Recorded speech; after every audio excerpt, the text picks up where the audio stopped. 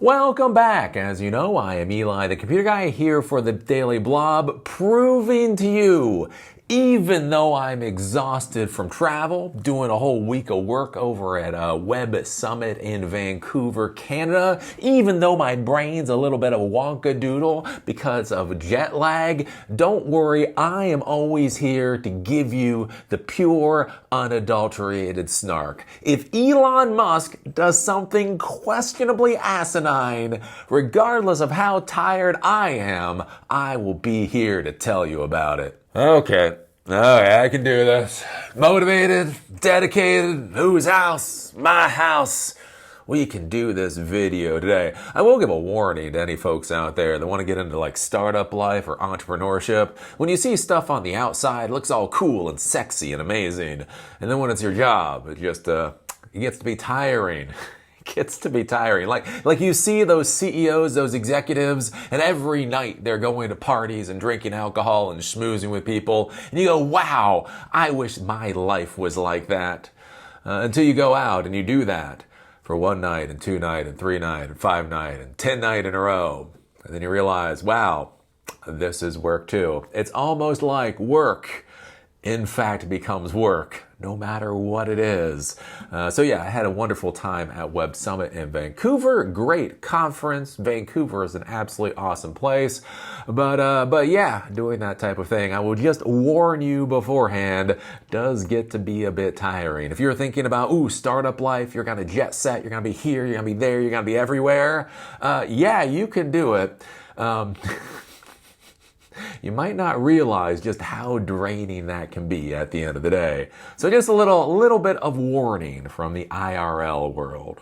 Anywho, it is interesting in the modern world how certain concepts, certain ideas get stuck in people's brains, and then everybody reiterates the exact same garbage. It's kind of like that the United States is like Rome, right? Rome, was an empire for God knows how many years, and then it fell, and the United States is about to follow the path of Rome. And a lot of people across the entire political spectrum all argue this fact. And the funny part is we're nothing like Rome. We don't have a damn thing to do with Rome.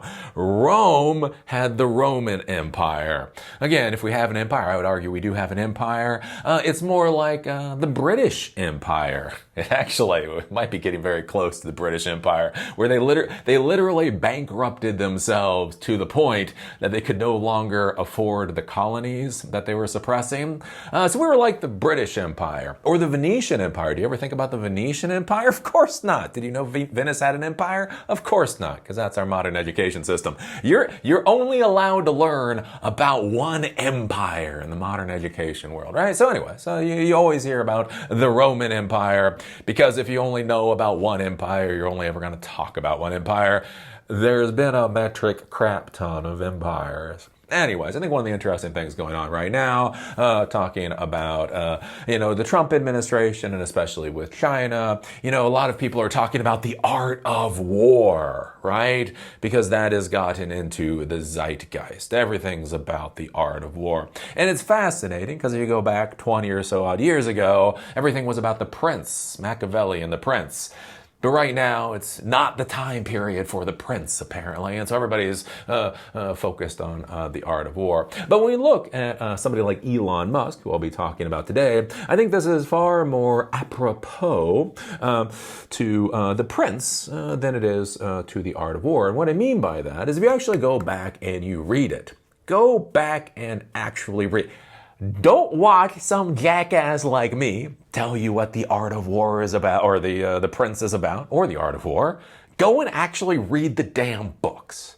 And anyways, there's an interesting thing with the prince, where Machiavelli was talking about essentially how do you suppress a group of people, but keep them from rebelling against you. Right? Because that's one of the big issues, right? When you're going to suppress a group of people, you're going to oppress them, you're going to brutalize them. At the end of the day, most of the time, there's more of you, or more of them than there are of you. And so if they just get pissed off and pick up a lot of pitchforks, they can slaughter you pretty quickly, right? So you have to oppress them, but you have to oppress them in such a way that they kind of accept the oppression, which is a very screwed up thing, but it's also a real world thing. I am here to explain the real world to you. Real world, boys and girls. Anyways, so I think about this with Machiavelli, where he's talking about going in, and when you conquer an area, right? So you're going to go in, you're going to conquer an area, but what the hell are you going to do about the rebels? Right? You go in, you conquer an area. A lot of people are going to submit. A lot of people are going to go, oh, I'm so sorry, they're going to submit. But then you have a lot of people like, fuck you, right? They're going to start throwing Molotov cocktails or rocks or pitchforks or whatever else they have, right? They're going to fight the good fight to the end. So what do you do about that?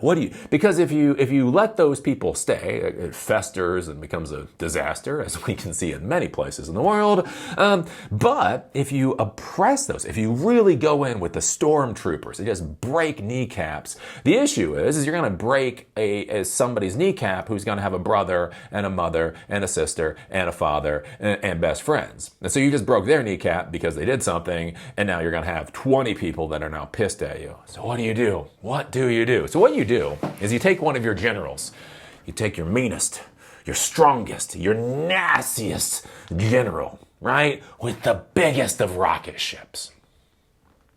And you send that general in there and basically give them the orders to brutalize the population.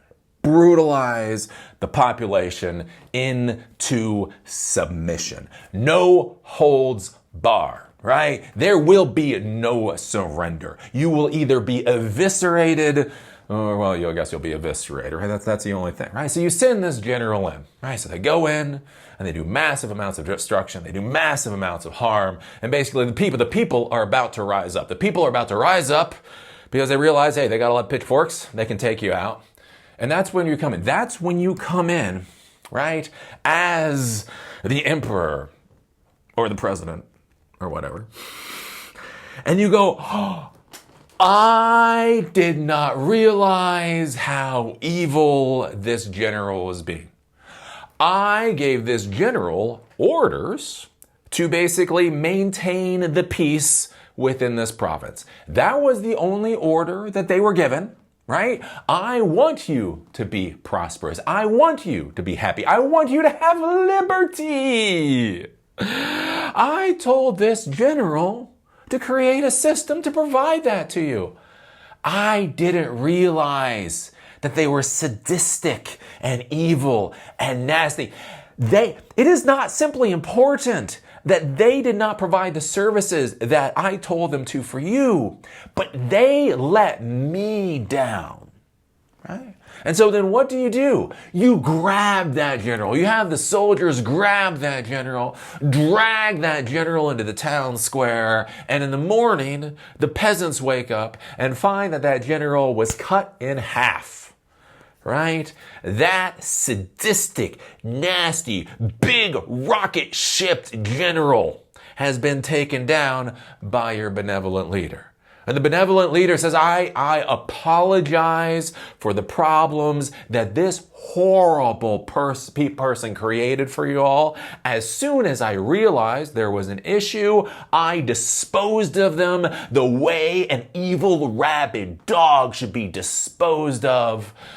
I hope we can come to terms at this point in time. And then you might be sitting there, well, okay, I mean, that's a little weird, but that's not too bad. So the people are going to be happy with the president, and some bad things were done, but that general is now slaughtered. Yeah, why is this the prince? Why is this, information that would be given that is considered, amazing stuff, timeless information for the political class? Because here's the thing. When that sadistic, nasty, massive rocket ship general went in there and basically slaughtered all the dissent, he in fact slaughtered all the dissent. Right, so if you go into a group, right, and that's the whole, when you're actually, again, leading an organization, leading a country or whatever, you're going to have like 80% of the population. Like 80% of the population, let's just say, they're going to go along with whatever the hell you come up with. It's just kind of how humans are. Then you're going to have like 10 to 15% of the population that are actually going to want something out of society. They're going to want something out of your organization. They're going to want something out of society. And they will fight for it. Whatever it is, they're going to fight for it. And then you have like 5% of the population, they're just going to be miscreants. No matter what you do, they're just going to be bastards, right? And so you have the general come in. You had the big rocket ship general come in, and he just slaughters somewhere between 5 to 20% of the population group. And then the population group that's left are the ones that are most likely to acquiesce to whatever the hell is going on. And I do think this is interesting. Again, looking at Trump and looking at Elon Musk. Elon Musk goes in, spends 130 days in federal government in order to help destroy our country. It is kind of funny when we talk about things like immigration policy and the rest of it, that an illegal immigrant that invaded our country is one of the people that's trying to destroy our country. But again, think about words. Again, think about homeless people versus unhoused people. Think about illegal immigrants versus undocumented migrants. Same thing, potato, but it's the thing of the name. An illegal immigrant is a criminal. An undocumented migrant is somebody who, I've got the papers here somewhere, right? But anyways, right? So we have this illegal immigrant, comes into the U.S. government for 130 days and fucking ransacks it, just destroys it, right? Literally, he said he was going to win. And I talk about the narcissism and the sadism. Literally, he came out, one of his quotes was, we are working 120 hours a week. They are only working 40. Who do you think is going to win? The government bureaucrats that are doing government bureaucrat jobs, that got the jobs so they can go in and do their jobs and be home with their wife and kids. I mean, don't tell Elon Musk about actually being with his children, right? I care more about my dogs than Musk cares about his own damn children. But again, he comes in, right? We will win. Well, the interesting thing is, again, it's going sideways. It's going sideways because it had to go sideways. You get rid of hundreds of thousands of government employees. You don't pay attention to what the hell you're doing. You just go in there willy-fucking-nilly. There's gonna create issues, right? And so what's interesting now is the Trump administration is now parting ways with Elon Musk. And, we start to get some news about Elon Musk, the techno king, the master of the universe, who, has a bombshell drug use problem and walks into the Oval Office with a black eye. The thing of the name. When you thought of Elon Musk a year ago, what was the image that was in your brain? And when you think about Elon Musk now, I would argue this is the image that is going to be perpetuated, right? Elon Musk is good because Elon Musk has always been good. Elon Musk is bad because Elon Musk has always been bad. We have always been at war with China. And why I think this is interesting, right? Is again the whole question. All these videos. Again, I'm not talking about the transgender guy who just won two races. California. There's some guy there ran 2 races and woman's race, and he's proud. Anyway, we're not going into that. That's whatever. That is what it is. Why I talk about this though is because this actually matters in the technology world. What happens when the techno king, what happens when the master of the universe implodes? And implodes because of his own hubris. Again, it's interesting watching this with Elon Musk, because again, during the day, I read history books generally. Armenian Genocide, oh, that was a sad book. Oh, fuck.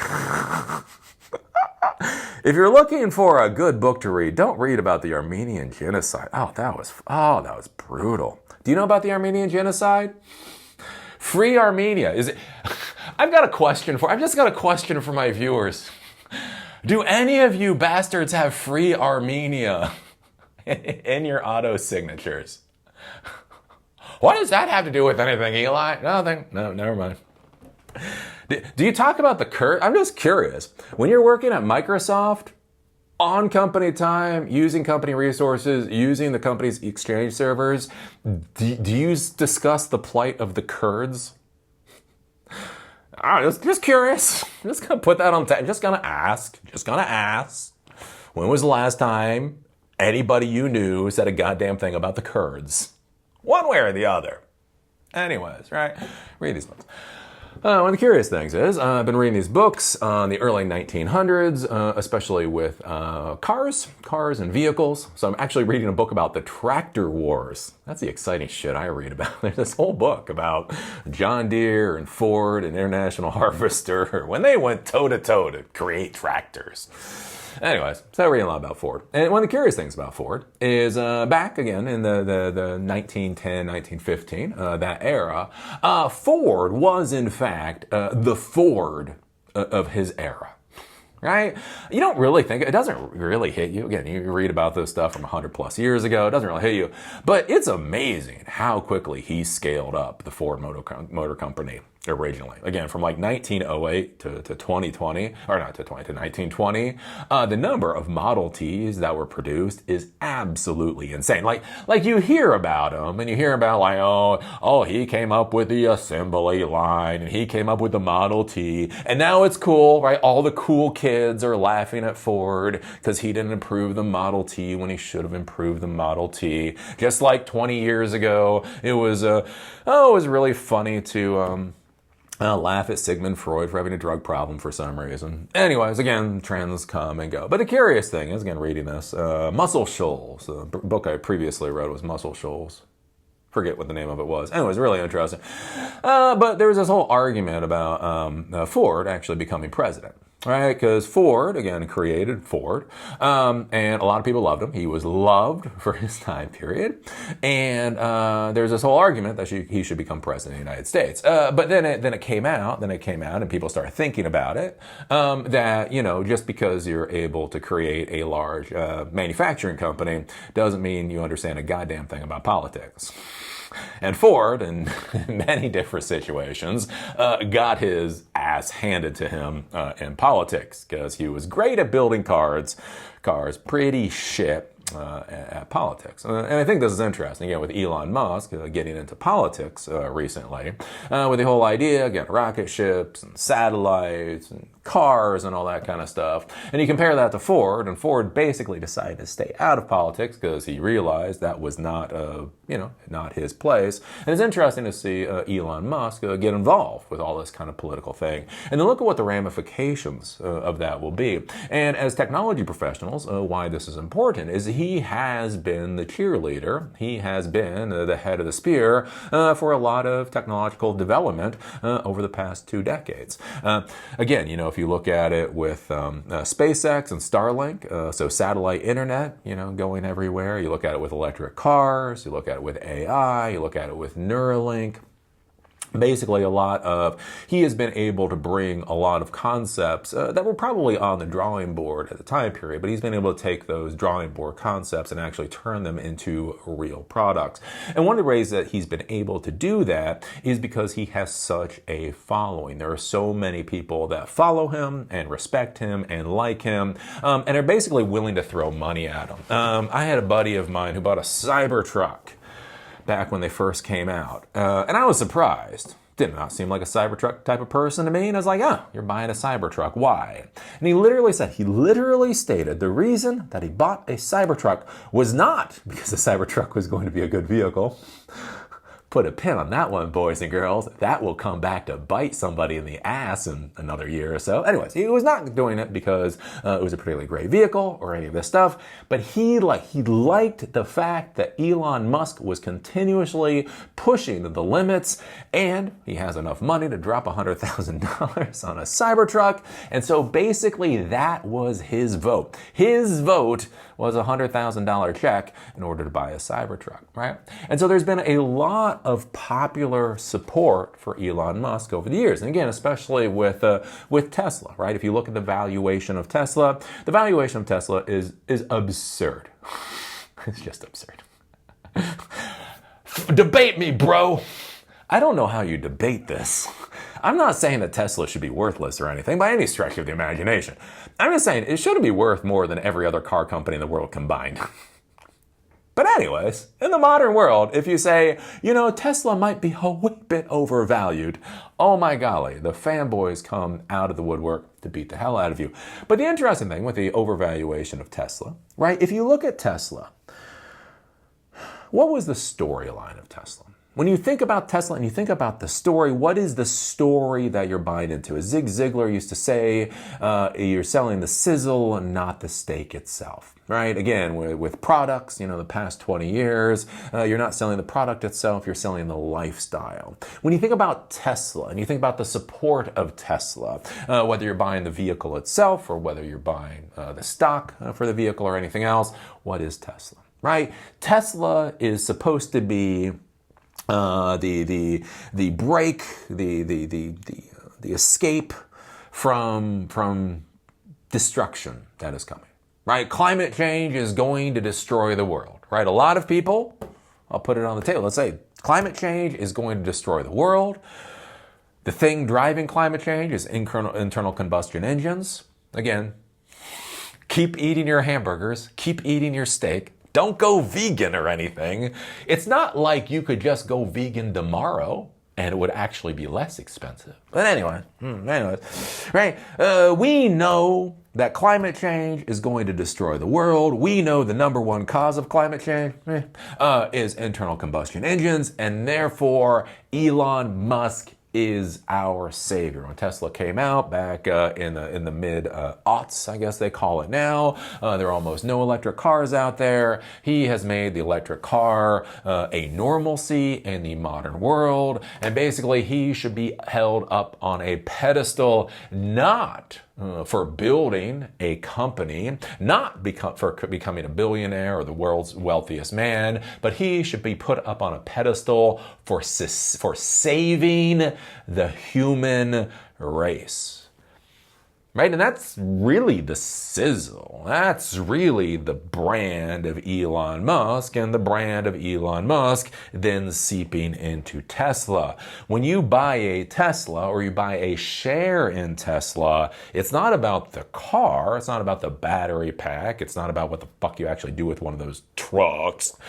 It's that you are supporting the salvation of the world. Well, it becomes interesting, again, with storylines and all that. That's been a good storyline for about 20 years.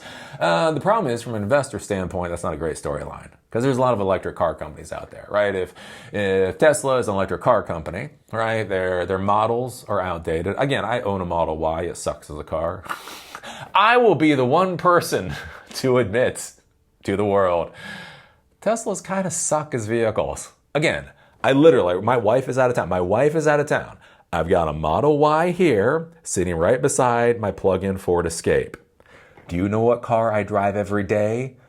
My plug-in Ford Escape.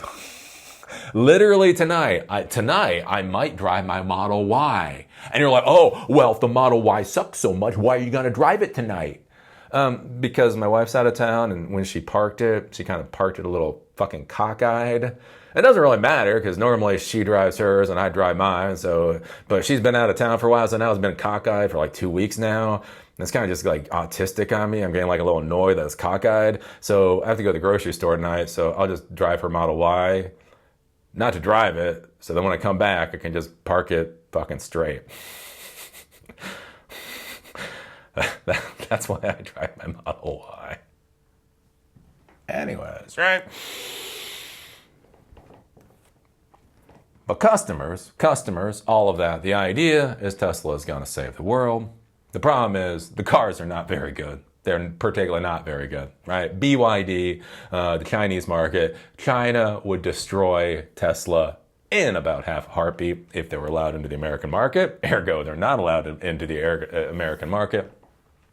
And so they have the issue, right? The whole car thing isn't great. So what's the next sizzle? What's the next sizzle that they can sell? Well, the next sizzle they can sell is AI. Again, I love this from the fanboys. Eli, haha, you think Tesla's a car company. It's really a robot company.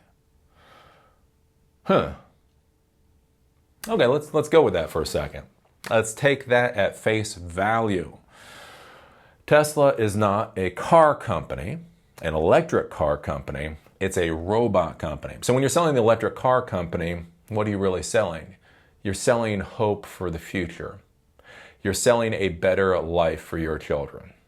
When your children grow up, the air they breathe will be healthier. They will still have a world, right? Again, and I'll just bring up the whole veganism thing again. Yo, if you all want to actually deal with climate change, there's more to climate change than internal combustion engines. But again, we go with the brand and the story, right? There's all of that stuff that goes with electric cars. I mean, it's just an electric car, but it's so much more than the electric car, right? When you wear a Patagonia coat, it is a coat that keeps you warm, but it's so much more than a Patagonia coat. Now we look at the branding for, it's not an electric car company, it's a robot company. And so what is the story with robots and AI? So AI is going to take your job. AI is going to take your job. If your kid thought about going to college for any reason, basically with AI, they should stop thinking about going to college because their college degree is going to be absolutely worthless. There are going to be no jobs for humans within the near future because of AI and robots, because AI and robots will be able to do it better. These AI and robots generally are going to be owned by mega corporations, so there's a good chance you're not going to even individually own this particular resource, and that we are basically going to be renters of that work resource, and basically at the end of the day, our place as humans within the world order is going to dissolve. Again, think about this for a second. It's weird. Like, I just went to Web Summit. So Web Summit is like one of the startup conventions. There's a few startup conventions. So there's Web Summit. So there's multiple Web Summits. And then there's TechCrunch Disrupt, also a pretty good one. I went there once. And then honestly, the best one nobody talks about is CES Eureka Park. If you actually want to go to a startup conference, go to CES Eureka Park. But anyways, the funny thing is, right, these people are the ones that are supposed to be changing the world. Most of them will not. I don't know, a couple of them will, right? So they're supposed to be the visionaries and all that kind of crap. And the funny part is, you go there, oh my God, whenever anybody talks about AI, it's so fucking sad. It's so fucking, I swear to you, you're talking to technology professionals that are launching startup companies that are trying to whatever, and whenever AI comes up, the conversation is never about creating better drugs. The conversation is never about improving the efficiency of logistics systems. The conversation is never about any of that. The conversation is all around how AI is going to take your job. Basically everything we're doing is worthless anyway. And that's in the tech world, for Christ's sakes. So you have Tesla. They are purposely trying to change their brand from a utopian vision of the future that you're supposed to be supporting to a dystopian vision of the future that you're supposed to be supporting. Which becomes, I don't know. It's a plan, I suppose. I don't imagine it's a great plan. What becomes interesting with this, right? As we change the brand from the utopian to the dystopian view of the universe, what we start then also seeing is the Machiavellian principles also going after Elon Musk. Right? So again, as we'll talk about, the drug use, the black eye, the spastic outbursts or whatever else. And what becomes interesting then is what happens when the time passes on the visionary tech founder. Again, if you look at most companies, even most technology companies, they pass the baton to somebody else. Right? Bill Gates passed the baton to Ballmer. Ballmer then tripped over his goddamn feet and Nadella grabbed it from him. Thank God Nadella was there. Right? But that was the thing, right? You had Bill Gates. Bill Gates was, 20 some odd years. You had Bill Gates. That transitioned to Ballmer. Bomber fell over himself. That went to Nadella. And then that will go off to somebody else. Again, if you look at Google, you had Sergey Brin and all that, and then you had Eric Schmidt, and then it got passed to, whoever the current guy is, right? If you look at most of these tech companies, it goes from one to the next, to the next, to the next, because the company is valuable. You have a valuable company that needs good leadership. So as the world evolves, as the world moves through new generations, you can have new generations of leadership to guide folks into that brave new world. Again, everybody lauds Steve Jobs, right? My God, did you see what happened when Steve Jobs left Apple? Again, that's a story that always gets told. Most people don't really talk about when Steve Jobs actually died, and that Tim Cook, $3 trillion company. I'm sorry, how much was Apple worth under Steve Jobs? How much is Apple worth under Tim Cook? Which of them was the better CEO, right? Normally it passes from generation to generation to generation, right, as it goes. One of the curious things, though, is again, we have this whole group of founders in the tech world, right? They've been put up on a pedestal, right? They are not simply good visionaries or good leaders or whatever else. They are the brains of the operation.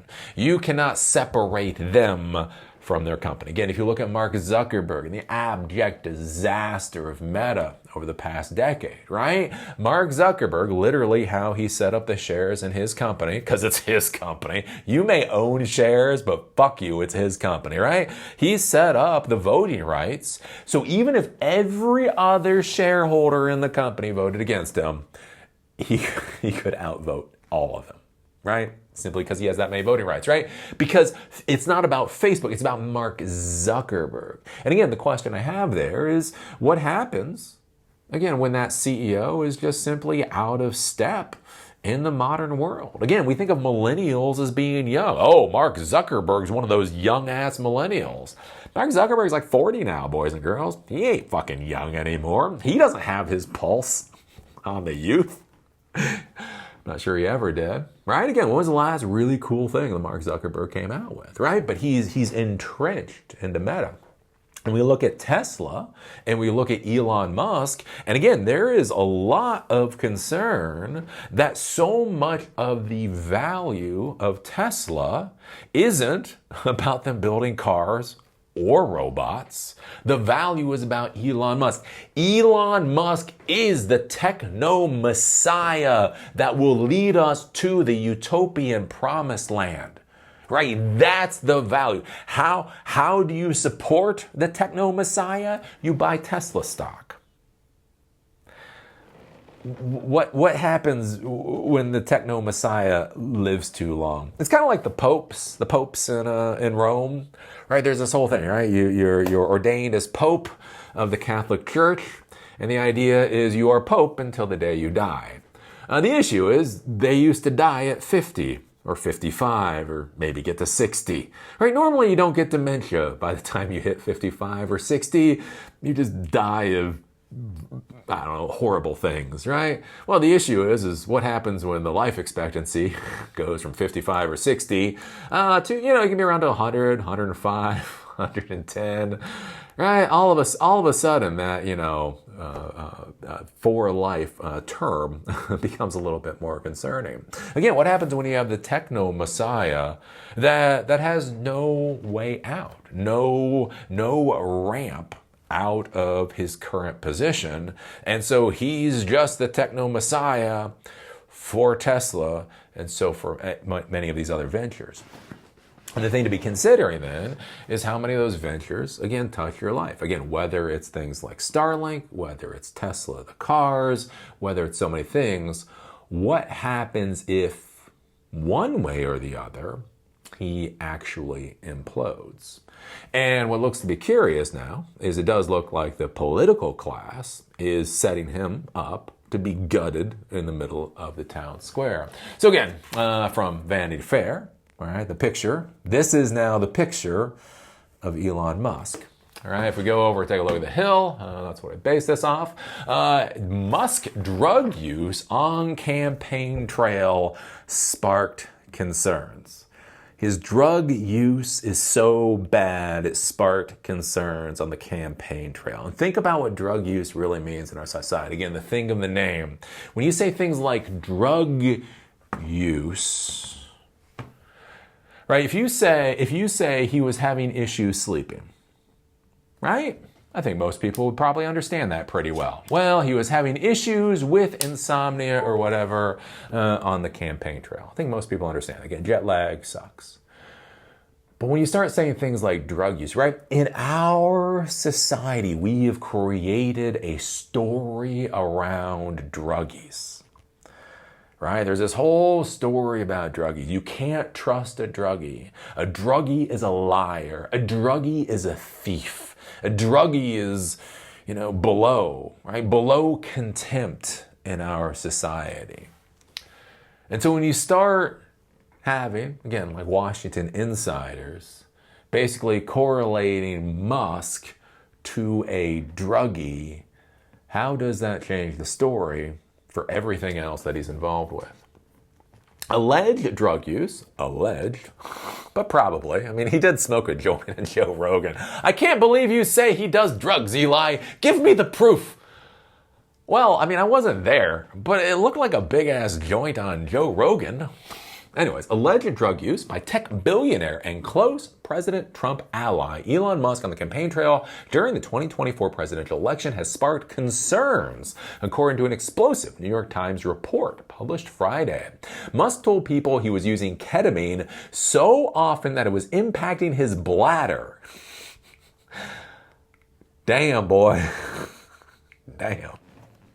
Along with utilizing psychedelic mushrooms and taking ecstasy, the Times reported. The tech executive, who was advising the Department of Government Efficiency panel on federal government cost-cutting measures, would travel every day with a box containing 20 pills, the Times said, citing individuals who had seen the box and the photo of it. Some of the pills were marked as Adderall. Some of the pills were Adderall. Others were the demon drugs. Musk has said previously that he has a prescription for ketamine. The billionaire, who had 6 companies, spent well north of $250 million to help Trump get elected in November. One of those companies is SpaceX, an aerospace firm that is a significant contractor with the federal government. Because of that government relationship, SpaceX has to maintain a drug-free workplace. And again, whether or not you agree with these policies or disagree with these policies, these are actual policies. The paper reported Musk has gotten advanced warnings of SpaceX drug tests, citing individuals close to the process. So think about that. The richest man in the world is high on a fucking kite on drugs as he's destroying the federal government. Right? There's rules and regulations in place to keep, federal contractors or whatever from getting drugs. But because he is in such a privileged position, he is told when those tests are coming so that he can circumvent those tests. Think about the story that is lame. The Times reporting included interviews with dozens of individuals Musk worked with or knew, along with obtaining private messages. Musk and his attorney did not respond to a request. When asked on Friday if he was concerned about Musk's alleged drug use, White House Deputy Chief of Staff Stephen Miller told reporters that, quote, the drugs that we're concerned about are the drugs running across the southern border. Yes. Don't worry about how drug-addled the person that's trying to destroy our federal government is. Worry about just the southern border. According to the Times, some of Musk's friends have severed ties with the tech billionaire over his public behavior. Quote, Elon has pushed the boundaries of his bad behavior more and more, Philip Lowe, a neuroscientist, told the Times. The Wall Street Journal reported in January 2024 that Musk has used cocaine, LSD, psychedelic mushrooms, and ecstasy at private events, prompting concerns from board members and executives at SpaceX and Tesla. Quote, and after one puff with Rogan, I agreed at NASA's request to do 3 years of random random drug tests, Musk wrote in a social media post. Not even a trace of quantities were found of any drugs or alcohol. Wall Street Journal is not fit to line a parrot cage for bird crap. So that is his comment back. So he says he's been tested. They haven't found a darn thing. Again, New York Times is saying he's high as a kite. Wall Street Journal is saying he's high as a kite. And it seems that insiders are sliding these stories across the table. Dear New York Times, I'm not telling you what you should do with this information and innuendo. I'm just going to put this information and innuendo on the table and let you figure out what you should do with it.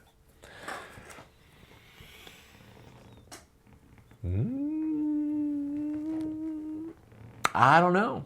It'll be curious. It'll be curious to see how this works out at the end of the day, especially with the current trajectory Musk's companies are currently on. Again, Tesla is, I don't know, Tesla's Tesla. Tesla's Tesla. SpaceX seems to be doing pretty good. But on the other hand, they're getting a lot of government contracts. Again, for a man that hates for the government to be paying so much money for things, he's having the government pay him a hell of a lot of money for things. Who knows what the hell's going on with the Boring Company? Maybe the Boring Company's good. Maybe the Boring Company's bad. Again, Twitter. I am informed that Twitter is amazing. I don't know anybody who actually uses Twitter anymore. So I'll be curious. I'll be curious to see where this goes and how the story of Musk changes, and with those changes, how that affects the companies that he's responsible for. And again, remember with the drug use and again SEC complaints and some of these other things, he could be stripped of the right to be CEO. Right? That's one of the things the SEC can actually do is they can strip you of the right to be CEO of publicly traded companies. Again, like there seems to be some falling out. If you follow the news, if you follow the drama, right, there seems to be some falling out. Bassett, right, the head of Treasury, and Musk apparently were verbally screaming at each other to the point everybody could hear it at the White House. Right? We've heard that. We've heard lately that people hate Elon Musk. How many drips and drabs of stories have we heard about how intolerable Elon Musk is to work with? Right now we get the drip and drab of his drug use, that he's not in his right mind. And then along with that, there's a nice pretty picture of him sitting there with a black eye. Again, it's interesting. It's interesting, right? I was just in Vancouver. I stayed in Gastown. The Airbnb was beautiful. Gastown is a lot of crackheads. No, not crackheads. Meth heads? I guess they're meth heads. Or fentanyl heads? I don't know. They all had their bowls. They all had their little bowls. They were walking around, like I swear to God, they were walking around these little butane, like blow torches. I couldn't figure out what that was for a little while. And then everybody had their little bowls. They're just going at it, right? I don't know. You get told that this guy is out of his head on drugs. You take a look at him, he's got a big old shiner. At what point does Elon Musk go from looking like a techno messiah to a fucking washed up druggie in Gastown, Vancouver? Is that the kind of sizzle that you want to be buying? And then what are the ramifications? I don't know. Some things to think about. Some things to ponder. So what do you think about this? What do you think about the possible, who knows, downfall of Musk? What do you think about this dribs and drabs of negative reporting? Again, very specific negative reporting too about Musk. Again, what do you think about this changing the image of one of these masters of the universe? And then what does that do to their companies? Again, in a world where investment is so important. Again, Tesla needs the stock price to remain high. XAI needs Elon Musk to seem like a genius so people will keep pumping money into it. So much of what he does is based on the fact that he is the genius. He is the Ford of our generation. What happens when that falls apart? I don't know. I'm just a guy in my basement. I'm so happy to be back to my basement. I'm in my basement. I missed my basement. Anyways, I'm just a guy in my basement screaming at clouds. Put your thoughts down below. And with that, see y'all later.